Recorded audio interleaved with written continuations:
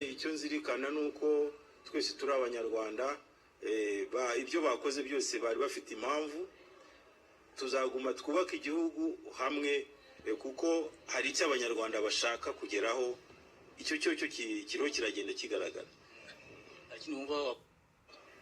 Namwe abanyamakuru nabashimira, kandi ndashimira cyane n'abambaye hafi mu kwiyamamaza. Hashimira abanteze amatwi, abambwiye ibyo bazakora. Ndahamya ko 2022 ejo amajwi narangira biziyongera, birumvikana. Nkaba nasaba abanyarwanda bose ko tutahungabana kubera yuko Kwizera John Patrick. Reka tubashimire twerekeze Rusororo, twumve umukandida Paul Kagame wagize amanota 99.15%.